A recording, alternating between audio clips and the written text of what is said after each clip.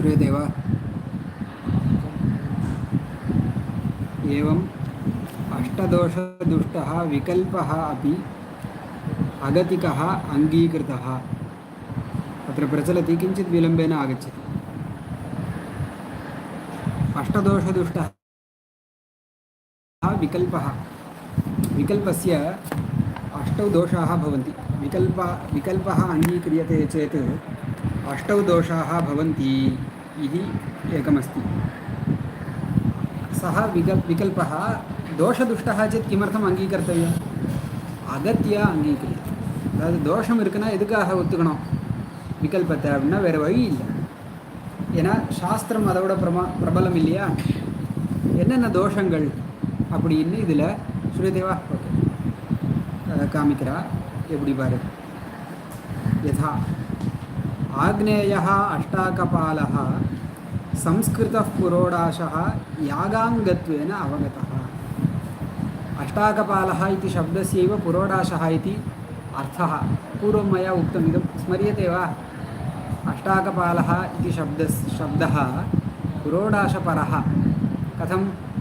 अष्टसु कपालेषु संस्कृतः इत्यर्थे अष्टाकपाल इति शब्दः। अवगतं वा?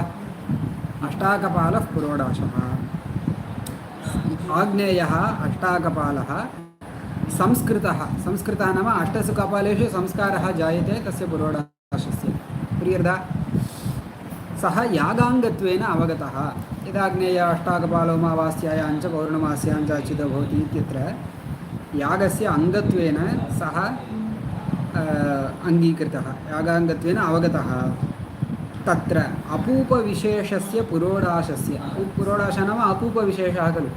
एवं तत्र अग्नौ पाकः क्रियते, तस्य अपूपविशेषस्य पुरोडाशस्य प्रकृतिद्रव्य आकाङ्क्षायां, तत् अपूपं कर्तव्यं चेत् किम् उपयुज्य कर्तव्यम् इति प्रकृतिद्रव्य आकाङ्क्षा भवति किल। रेसिपि किञ्चित् भक्ष्यविशेषं वर्तते चेत् तत् केन द्रव्येण कर्तव्यम् इति। इदानीं वडै इति द्रव्यं वर्तते, तत् केन कर्तव्यं? माषः। एवं रीत्या तस्य यद् अपेक्षितं तत् कर्तव्यं किल। तद्वत् पुरोडाशो नाम यः अपूपविशेषः तस्य प्रकृतिद्रव्यं किम् इति आकाङ्क्षा भवति। तदानीं प्रकृतिद्रव्य आकाङ्क्षा अनियमेन यस्य कस्यचित् द्रव्यस्य प्राप्तौ, अनियमेन यत्किञ्चित् द्रव्यं प्रकृतिद्रव्यरूपेण आगच्छति, तदानीं किं क्रियते? व्रीहिभिर्यजेत इति वाक्यात् व्रीहयः नियम्यन्ते। तत्र यत्किञ्चित् द्रव्यं न स्वीकर्तव्यं, व्रीहिभिर्यजेत इति व्रीहयः नियम्यन्ते। व्रीहीणां नियमः अत्र क्रियते, व्रीहयः नियम्यन्ते। अनन्तरम् एवं यवैर्यजेत इति वाक्यात् यवाः अपि नियम्यन्ते। एवमेव यवैर्यजेत इति वाक्यं वर्तते, तेन वाक्येन किं क्रियते? यवाः तत्र नियम्यन्ते। अवगतं वा? यवैर्यजेत इति वाक्येन यवाः अपि नियम्यन्ते। एवं तयोः ऐकार्थ्यात् एकार्थत्वात् विकल्पः। तयोः व्रीहियवयोः एकार्थत्वात् नाम एककार्यकारित्वात्। एकार्थत्वं न एककार्यकारि, अदावद् अस्य यत् प्रयोजनं व्रीहीणां पुरोडाशनिष्पादनं, तदेव प्रयोजनं भवति यवानामपि। किमिति? पुरोडाशनिष्पादनम् इत्येव। तर्हि विकल्पः भवति। अवगतं वा? इत्युक्तौ इदानीं पश्यतु, एवमस्ति, यागार्थं पुरोडाशः अङ्गं भवति। पुरोडाशस्य प्रकृतिद्रव्यं किं? व्रीहयः यवाः अपि। तर्हि किञ्चित् एकं खलु स्वीकर्तव्यं। यवैः वा पुरोडाशः कर्तव्यः, व्रीहिभिर्वा कर्तव्यः। अवगतं वा? इति विकल्पः भवति। तयोः एकार्थत्वात् विकल्पः। एकार्थत्वं नाम एकमेव प्रयोजनं, व्रीहीणामपि यवानामपि पुरोडाशोत्पत्तिः एव प्रयोजनम्, अतः विकल्पो भवति। एवम् अतिरात्रे षोडशिनं गृह्णाति इति अतिरात्रे षोडशिग्रहणं विहितम्। अतिरात्रे षोडशनं गृह्णाति इति एकं विधिवाक्यं तत्र अतिरात्रनामकः यागः वर्तते अवगतं वा अतिरात्रसंस्थाकः ज्योतिष्टोमयागः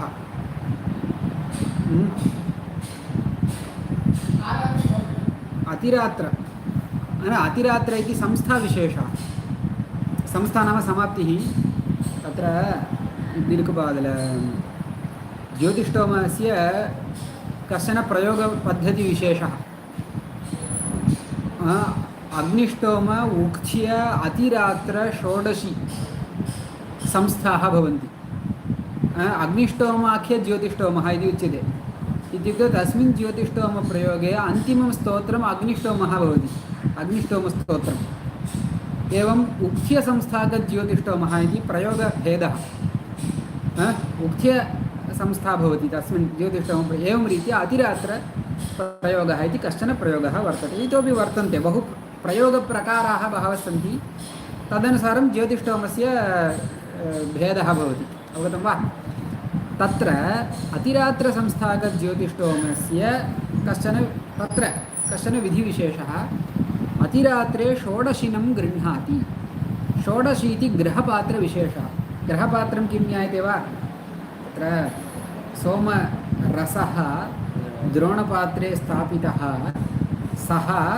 चमसादिपात्रेषु गृहपात्रेषु च गृह्यते इति ग्रहः पात्र दारुमयपात्रविशेषः ग्रहपात्रमिति उच्यते तत्र सोमरसं गृहीत्वा तेन यागः क्रियते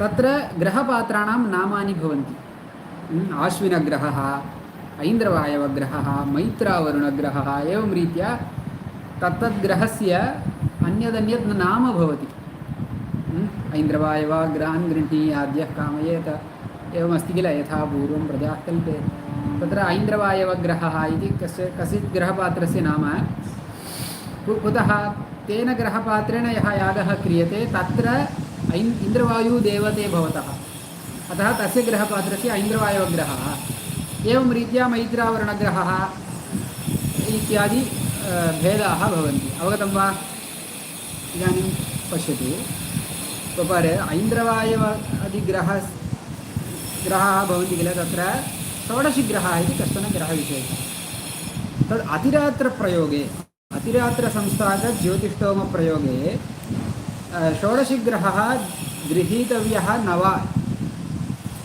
इति विकल्पः वर्तते पश्यतु अतिरात्रे षोडशिनं गृह्णाति इत्युक्तौ गृह्णीयादित्यर्थः इति अतिरात्रे षोडशिग्रहणं विहितं तथा नातिरात्रे षोडशिनं गृह्णाति इति प्रतिषेधात् ग्रहणाभावः विहितः नातिरात्रे षोडशिनं गृह्णाति न अतिरात्रे षोडशिनं गृह्णाति इति यः षोडशिग्रहः विहितः तस्यैव निषेधोऽपि वर्तते तर्हि इदानीं कर्तव्यं वा न कर्तव्यं वा विकल्पः कर्तुमपि शक्यते न कर्तुमपि शक्यते इति विकल्पः भवति अवगतं वा इति प्रतिषेधात् ग्रहणाभावो विहितः ग्रहणाभावः नाम ग्रहणप्रतिषेधः इत्यर्थः अयोः ग्रहण अग्रहणयोः परस्परविरुद्धयोः एकस्मिन् प्रयोगे ग्रहणमपि भवति ग्रहणाभावः अपि भवति इति भवति वा षोडशिग्रह एकस्मिन् प्रयोगे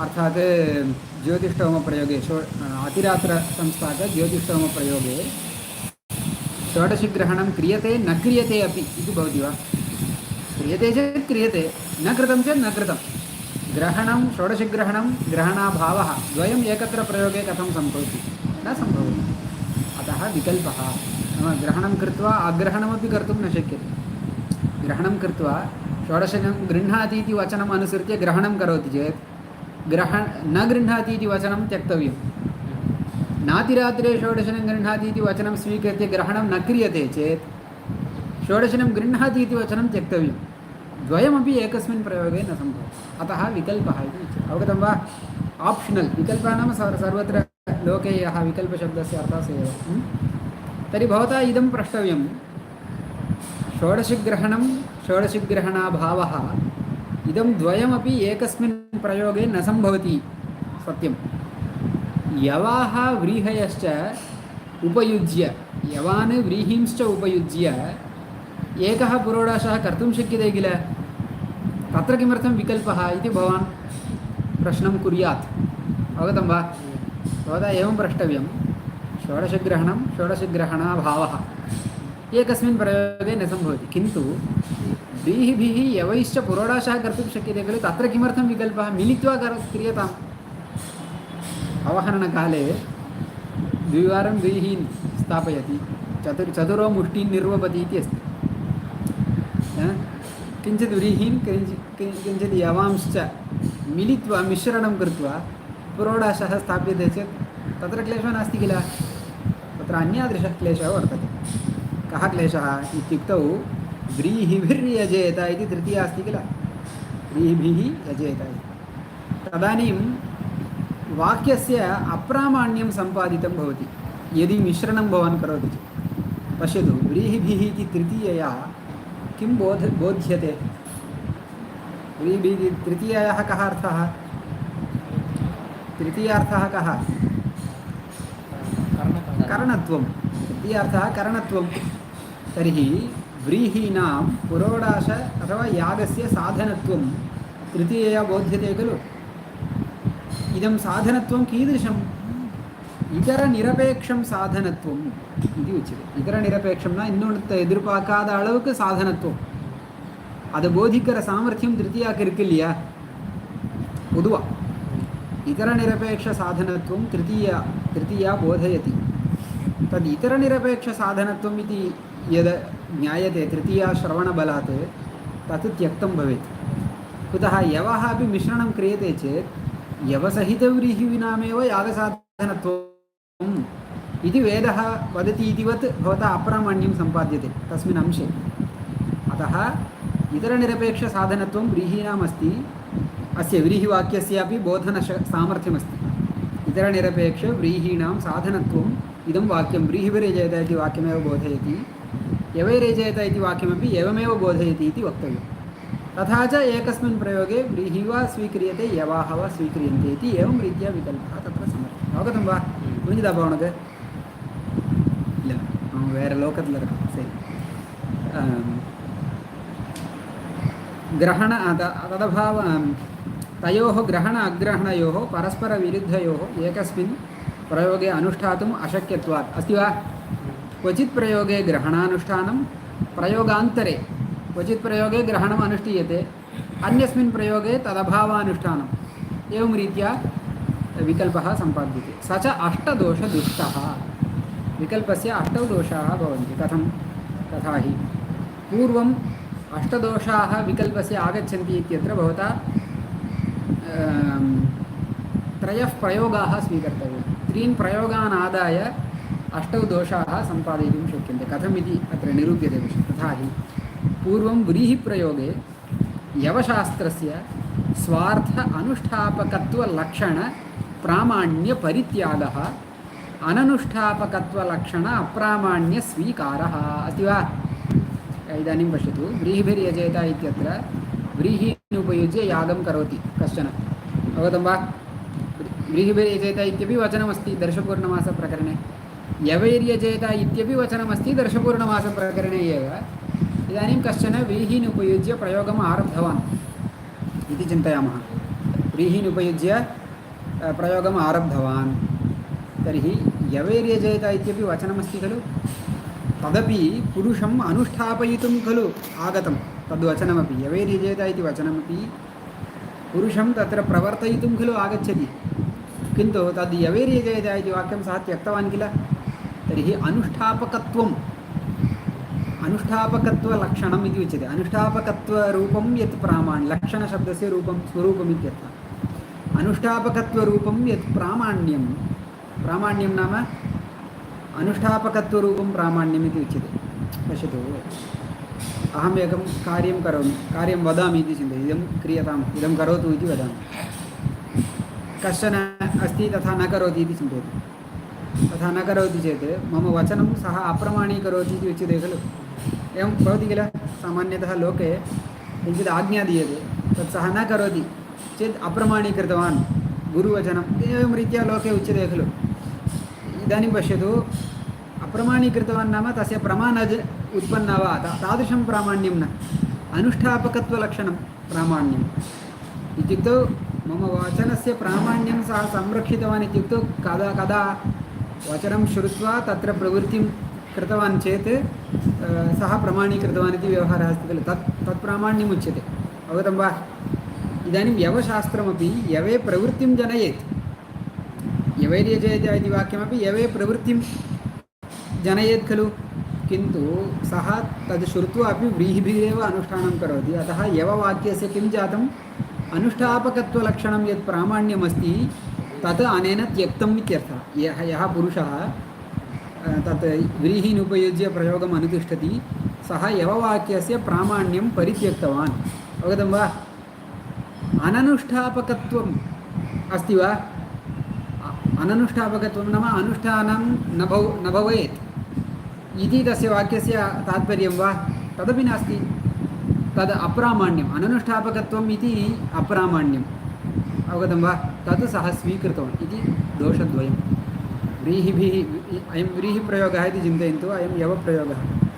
व्रीहिप्रयोगानुष्ठानकाले यवशास्त्रस्य किं भवति दोषद्वयं भवति स्वार्थ अनुष्ठापकत्वलक्षण प्रामाण्य परित्यागः अननुष्ठापकत्वलक्षण अप्रामाण्य स्वीकारः जातं वा अनन्तरं द्वितीयप्रयोगे व्रीहिं त्यक्तवान् यवेन अनुतिष्ठति तदानीं व्रीहिशास्त्रस्य इमौ द्वौ दोषौ आगच्छति स्वार्थ अनुष्ठापकत्वलक्षण प्रामाण्य परित्यागः अनुष्ठापकत्वलक्षण अप्रामाण्य स्वीकारः इति भवति अवगतं वा द्वितीयप्रयोगे तर्हि आहत्य चत्वारः दोषाः सन्ति द्वितीयप्रयोगे एव इतोपि दोषद्वयम् आगच्छति किं यवशास्त्रे इदं यवशास्त्रम् इत्युक्तं किल इदं वा भवतु इदं यवशास्त्रं तत्र पूर्वं प्रथमप्रयोगकाले प्रामाण्यं यत् त्यक्तं तत् स्वीकर्तुं किमपि प्रमाणमस्ति वा यत् प्रामाण्यं त्यक्तं यवाः मास्तु इति खलु व्रीहिं स्वीकृतवान् तर्हि यत् प्रामाण्यं प्रथमप्रयोगसमये त्यक्तवान् तद् द्वितीयप्रयोगे स्वीकृतवान् यवेन अनुष्ठानकाले अवगतं वा तत् त्यक्तप्रामाण्यस्वीकारः तदर्थं प्रमाणम् अन्यत् नास्ति इति त्यक्तप्रामाण्य புரிஞ்சுதாகலாம் அஞ்சாவது தோஷம்னா முதல்ல என்ன ஒரு பிராமாண்யத்தை விட்டு கொடுத்தானோ அதை திருப்பியும் எடுத்துட்டது ஒரு தோஷம் ஏன்னா பிராமாண்யத்தை தானே எடுத்துட்டான் அதாவது எவையை வச்சு பிரயோகம் பண்ணும்பொழுது இது ரெண்டாவது பிரயோகம் தானே முதல் பிரயோகத்தில் போய் எவையை வச்சு பண்ணல அப்படின்னா பண்ணல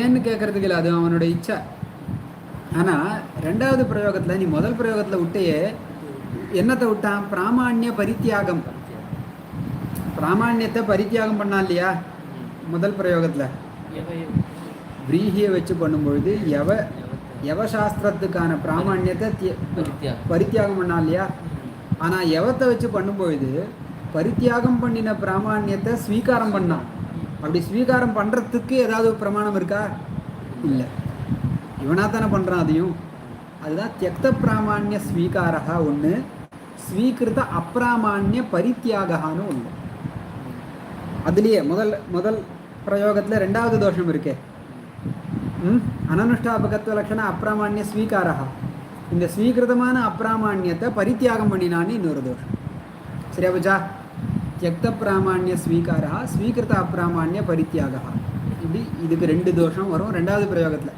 அப்போ ரெண்டாவது பிரயோகத்தில் யவசாஸ்திரத்துக்கு 4 தோஷமும் விரீஹி சாஸ்திரத்தில் 2 தோஷமும் இருக்கும் அதாவது முதல் பிரயோகத்தில் யவசாஸ்திரத்துக்கு என்ன 2 தோஷம் இருந்ததோ அது விரீஹி சாஸ்திரத்துக்கு வந்துடும் ஏன்னா யவத்தை வச்சு அனுஷ்டானம் பண்ணுறதுனால சரியா பச்சா அப்போ 6 தோஷங்கள் மூணாவது பிரயோகம் யவத்தை திருப்பியும் எடுத்துட்டான் விரீஹியை திருப்பியும் எடுத்துட்டான்னு அதுவும் தியக்த பிராமாண்ய ஸ்வீகாரா ஸ்வீகிருத அப்பிராமாண்ய பரித்தியாக வரும் புரியுறதா இப்படியாக 8 தோஷங்கள் அதுதான் இங்கே இருக்குது பாரு पूर्वं व्रीहिप्रयोगे यवशास्त्रस्य इति ततो द्वितीयप्रयोगे यवानुष्ठाने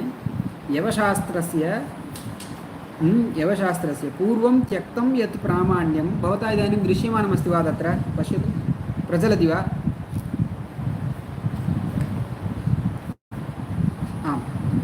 स्वीकृतं यद् तथा द्वितीयप्रयोगे यवानुष्ठाने यवशास्त्रस्य पूर्वं त्यक्तं यत् प्रामाण्यं तत् स्वीकारः स्वीकृतं यद् अप्रामाण्यं तत् परित्यागश्चेति यवशास्त्रे चत्वारो दोषाः श्रेयबच एवं पूर्वं यवप्रयोगे व्रीहिशास्त्रस्य स्वार्थ अनुष्ठापकत्वलक्षणं यत् प्रामाण्यं तत् परित्यागः अननुष्ठापकत्वलक्षणं यद् अप्रामाण्यं तत् स्वीकारः पुनर्द्वितीयप्रयोगे व्रीह्यनुष्ठाने इदन्न तिरुप्पिயும் அதே வந்திருக்கு காப்பி பேஸ்ட் ரெண்டு தடவை ஆயிருக்கா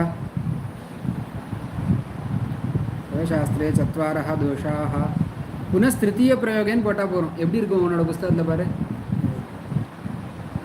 படி நீ படி தத்தோ द्वितीयप्रयोगे அதுலேருந்து ஆரம்பித்து சென்டென்ஸ் முடிகிற வரைக்கும் प्रयोगे यवानुष्ठाने पूर्वं तिक्तं यत् प्रामाण्यं तत् स्वीकारः स्वीकृतं यद् अप्रामाण्यं तत् परित्यागः यदि यवशास्त्रे चत्वारो दोषाः एवं पूर्वं यवप्रयोगे व्रीहिशास्त्रस्य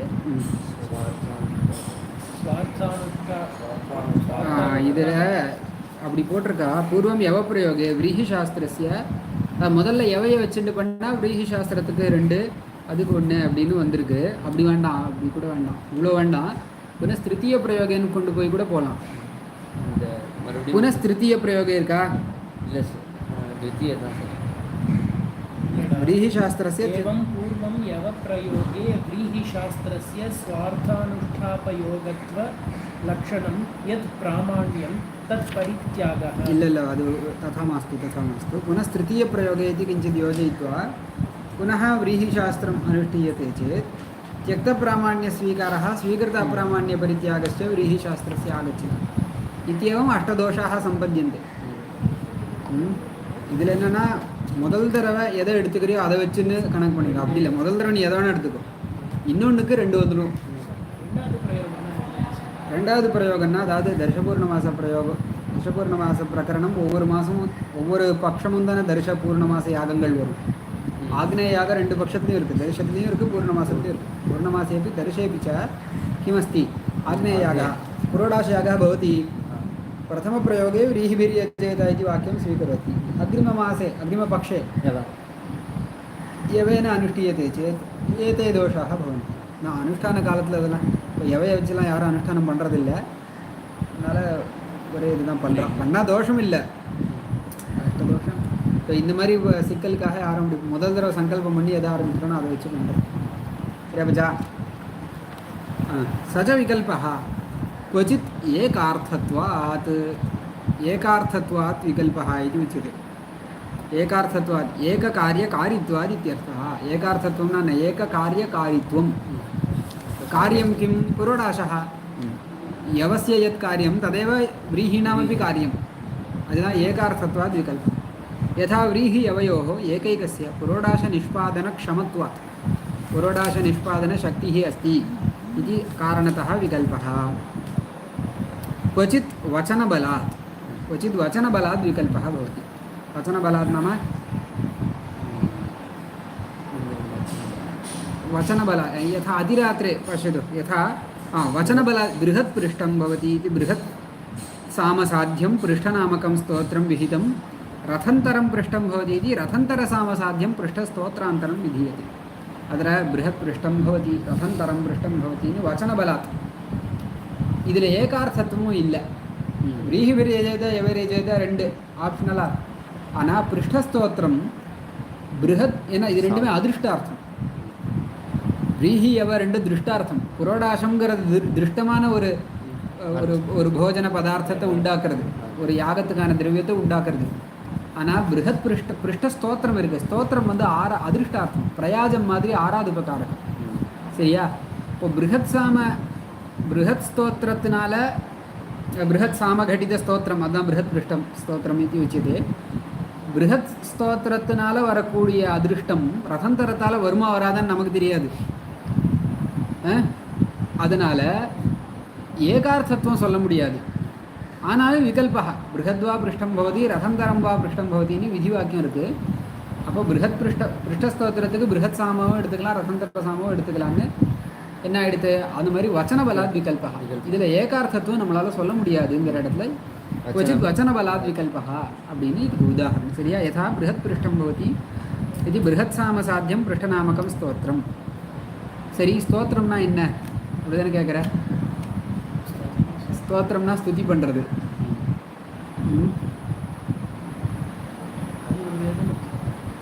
இங்கே மேலே பாரு, ஸ்தோத்திரம் ச பிரயாஜாதிவத் அபூர்வார்த்தத்வாத் அர்த்தகர்ம அக்ரே ததேவ அஸ்தி.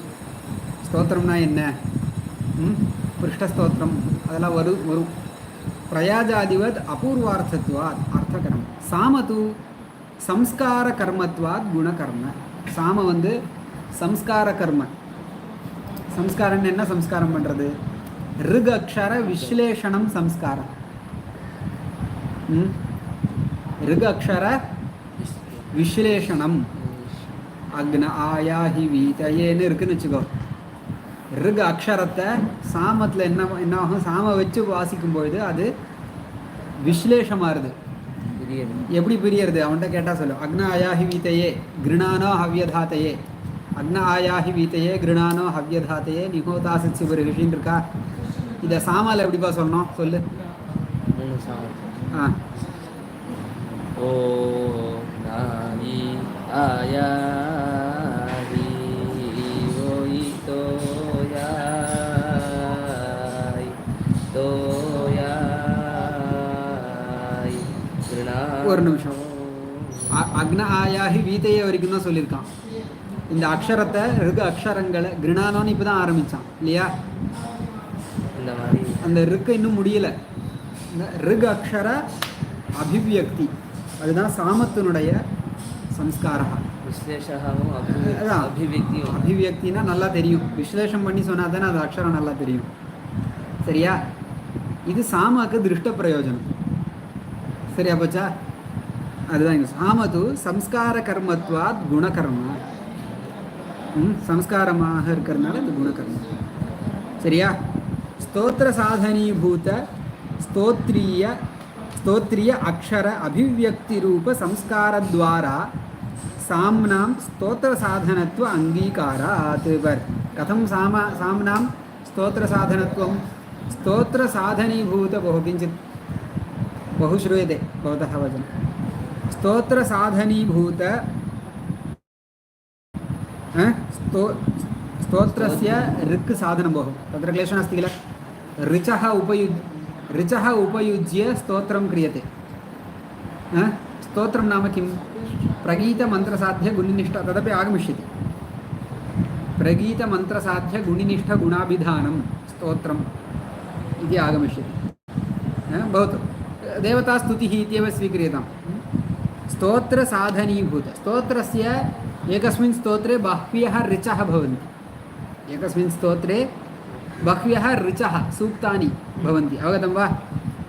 स्तोत्रसाधनीभूत स्तोत्रीय अक्षरं तत्र ऋक्षु अक्षराणि भवन्ति. स्तोत्रीय अक्षर अभिव्यक्तिरूप संस्कारद्वारा अभिव्यक्तिरूपः यः संस्कारः तद्वारा साम्नां स्तोत्रसाधनत्व अङ्गीकारात्. तद्वारा साम्नां स्तोत्रसाधनत्वम् अस्ति. स्तोत्रं नाम किं? प्रगीतमन्त्रसाध्यम् इन्द्रादिगुणिनिष्ठगुणाभिधानं.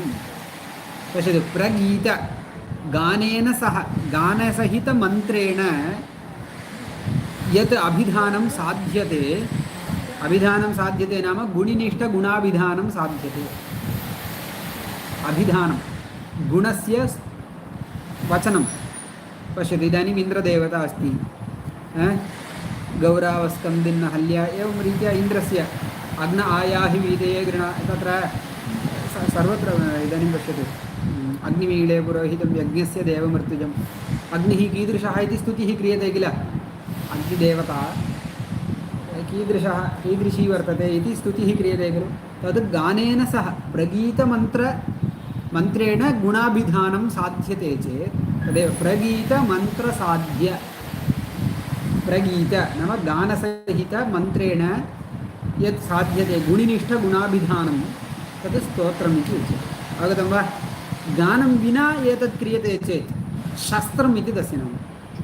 शस्त्रं गानं विना केवलं सूक्तेन गुणिनिष्ठगुणाभिधानं तत् शस्त्रम् इति नाम्ना उच्यते प्रगीतमन्त्रसाध्य गुणिनिष्ठगुणाभिधानं स्तोत्रं प्रगीतमन्त्रसाध्यं सामाभिव्यक्त ऋगक्षरसाध्यम् इत्यर्थः प्रगीतमन्त्र इत्युक्तौ किं सामाभिव्यक्त सामभिः अभिव्यक्त ऋग अक्षरेण यत् साध्यते गुणाभिधानं तत् इत्यर्थः अप्रगीतमन्त्रसाध्य गुणिनिष्ठगुणाभिधानं शस्त्रम् इदानीं मया उक्तम् अप्रगीत नाम सामगानं नापेक्षितं केवलं सूक्तं दण्डाकारेण ऋचः एव उच्यन्ते दण्डाकारेण ऋचः एव उच्यन्ते तत् शस्त्रम् इति तस्य नाम गानक्रियाविशेषः साम नाम किं गानक्रियाविशेषः अवगतं वा स्तोत्रसाधनीभूताः ऋचः स्तोत्रीयाः स्तोत्रस्य एकस्मिन् स्तोत्रे बह्व्यः ऋचः भवन्ति तासां ऋचां किमिति नाम स्तोत्रीय स्तोत्रसम्बन्धिन्यः ऋचः इत्यर्थः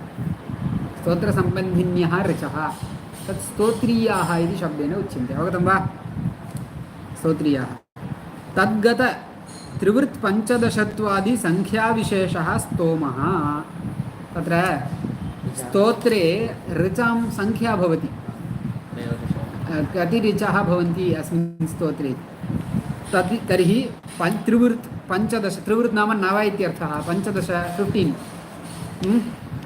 एकविंश इत्यादि किमिति उच्यते स्तोमः इति उच्यते स्तोमः नाम किं स्तोत्रसाधनीभूत ऋग्गतसंख्या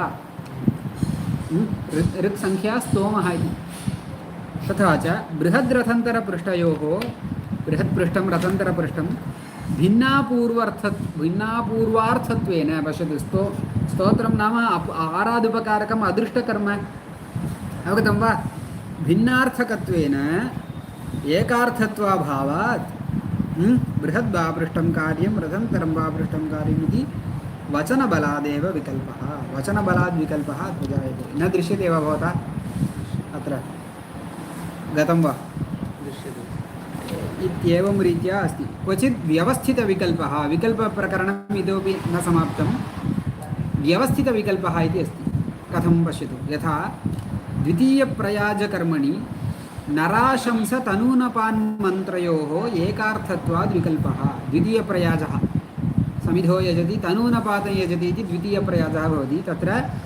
नराशंसप्रयाजः तनूनपात्प्रयाजः वा कर्तुं शक्यते अवगतं वा तत्र एकार्थत्वाद् विकल्पः स च राजन्य सर्वेषां न राजन्यवासिष्ठादीनां नाराशंसो द्वितीयः प्रयाजः तनूनपादन्येषां राजन्यः नाम राजा अनुष्ठानं करोति चेत् यागं तदानीं तस्य अनुष्ठाने प्रयाजयागः यदा आगच्छति तत्र द्वितीयप्रयाजयागः नाराशंसप्रयाजः कर्तव्यः अवगतं वा नाराशंस इति कस्यचित् प्रयाजयागस्य नाम तनूनपाद् इति प्रयाजः उच्यते खलु प्रयाजः इति यागविशेषः खलु प्रयाजयागाः पञ्चप्रयाजाः भवन्ति पञ्चप्रयाजानां मध्ये द्वितीयप्रयाजः तनूनपात्प्रयाजः तस्मिन् स्थाने क्षत्रियः राजा यागं करोति चेत् किं करोति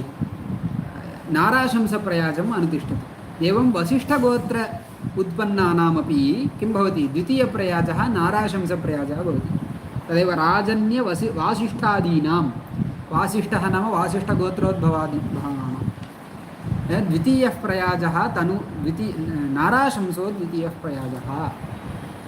प्रयाजः नाराशंसो भवति तनूनपाद अन्येषां तनूनपात् प्रयाजः भवति इति वाक्यात् व्यवस्थितः इति व्यवस्थितविकल्पः तथा च सर्वस्य येन केनचित् नाराशंसप्रयाजः कर्तुं न शक्यते किन्तु प्रयाजप्रयोगः इति पश्यामश्चेत् कुत्रचित् नाराशंसप्रयाजः द्वितीयो भवति बहुत्र तनूनपात्प्रयाजः द्वितीयः प्रयाजो भवति इति प्रयोगमाश्रित्य विकल्पः सर्वेणापि विकल्पेन कर्तुं न शक्यते वसिष्ठगोत्रोद्भवेन अहं तनूनपात्प्रयाजं करोमि इति न कर्तुं शक्यते तदेव व्यवस्था अनेन चेत् इदमेव कर्तव्यम् अन्ये तनूनपादेव कुर्युः इति व्यवस्था अस्ति तर्हि विकल्पः कथम् इति चेत् तदेव व्यवस्थितविकल्पः इति उच्यते नाम प्रयाजप्रयोगः इति वयं चिन्तयामश्चेत् तत्र के कुर्वन्ति इत्यनुसारं द्वितीयप्रयाजः परिवर्त्य दृश्यते अतः विकल्पः इति औपचारिकः प्रयोगः अवगतं वा व्यवस्थितविकल्पः इति विकल्पप्रकरणं समाप्यते। तदेवं चोदनापर्यायाणाम् इति उच्यते। अत्र पश्यामः, इदमपि समापयामः। चोदना अपरपर्यायाणां विधिवाक्यानां पश्यतु, चोदनालक्षणोऽर्थो धर्मः इति आरब्धं। विधिवाक्यं नाम चोदना इत्यस्य अन्यत् चोदनाचोपदेशश्च विधिश्चैकार्थवादिनः इति अस्ति। चोदना उपदेशः विधिः सर्वं समानार्थकं पदं। चोदना अपरपर्यायाणां विधिवाक्यानां कथं प्रामाण्यम्? अंशत्रयविशिष्टभावनाविधायकत्वात् प्रामाण्यम्। अंशत्रयविशिष्टभावनाविधायकत्वमस्ति, तेन च प्रामाण्यं सिद्ध्यति।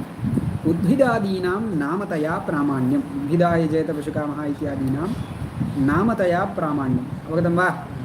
एवम् अर्थवाद कुत्र अस्ति? अर्थवादानां विधेयप्राशस्त्यपरतया। अर्थवादवाक्यस्य कथं प्रामाण्यं? विधेयप्राशस्त्यं बोधयति, यद्विधीयते तस्य स्तुतिं करोति इत्येवं रीत्या तत् प्रामाण्यम्। अस्माभिः पठितमेव संक्षेपेण सम्मरैस् करोति इति उच्यते खलु, तदेव क्रियते। मन्त्राणाम् अनुष्ठेयार्थस्मारकतया प्रामाण्यम्। मन्त्राणां कथम् अनुष्ठेयः यः पदार्थः तस्य स्मारणं क्रियते खलु, एवं रीत्या तस्य प्रामाण्यम् इति। कृत्स्नस्य वेदस्य, कृत्स्नस्य नाम समग्रस्य सम्पूर्णस्य वेदस्य अलौकिके धर्माधर्माख्ये अर्थे प्रामाण्यं स्थितम्। अलौकिकமான தர்மம் அதர்மம் அப்படிங்கிற இந்த ரெண்டு விஷயத்தில், புருஷார்த்த விஷயத்தில் இது பிரமாஜனகமாக இருக்குது. इतः परं स्मृत्यादीनां मन्वादिप्रणीतानां स्मृतीनामपि इति आरभ्यते। तद् अग्रिमपाठे वयं पश्यामः, अथवा इदमपि समापयामः वा?